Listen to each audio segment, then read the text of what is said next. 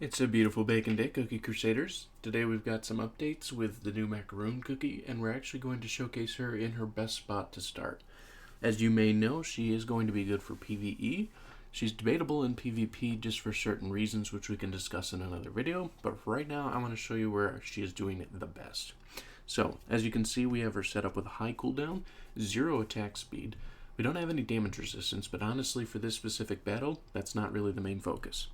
We have 4.8% attack speed on our Squid Ink, and we also have 14.1% on our Rye. Those two are going to be taking the Robes buff. Then we've got a high cooldown with some other good stats on our Oyster, and we've got our very high cooldown on our Cherry Blossom to make sure our timings work correctly. So, we're going to take this all the way to level 30. We're going to show you just how powerful Macaron is. As some of you may remember, we can usually get to about 55-60 million with the normal setup. So we're going to activate Macaron and Oyster first, get Cherry Blossom ready, and then send the attack in. We wait until the rotation goes through, and then we activate Cherry Blossom as soon as able while everyone else goes on automatic. So what this should do is it should line your skills up correctly so that you have the right timings, the right damage, and the ability to go through without losing any of your cookies, even at the level 30. As you can see, our cookies are not dying because the healing is taking effect from Macaron's Parade, and so overall it is keeping the team alive at a high value while also dealing a very high level of damage.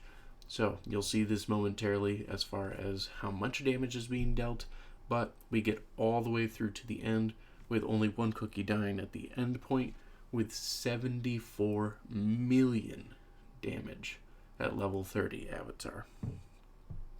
As you can see, Macaron is dealing 7.4 million damage. Pomegranate, who was the standing point for this team, for the healing, so that you could keep going, keep having the team alive, Pomegranate really didn't do much damage. There was just healing.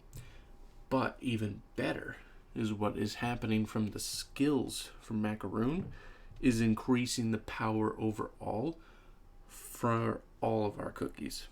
In addition,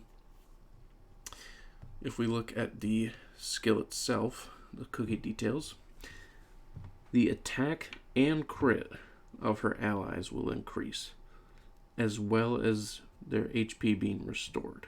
So we get an attack buff, and we get the critical buff, which means that between the crit damage increase from Oyster and the crit percent increase from Oyster and the crit percent increase from Macaron, we are getting very high to almost max crit points for every single cookie, which means our attacks are just going to be stronger all the way around.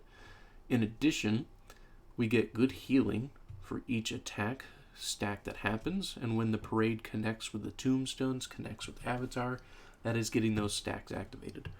I'm not even at level 70 skill. I ran out of powders. I'm only at level 62, and we're still dealing 74 million damage to the Avatar.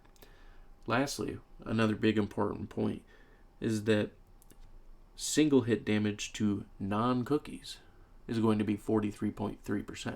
So this is why I was saying in the PvP section she's not doing as good as she does for things like Avatar, is because she does almost double damage for every single hit when it's a non-cookie target. So that makes a really big difference. This is something I wanted to show you guys. Hopefully those timings really help you out. Definitely increase your overall Avatar capabilities and battle strength, but we can do some huge damage to the Avatar now. So I think that's really awesome. But thank you so much for stopping by, and I hope you all have a wonderful day.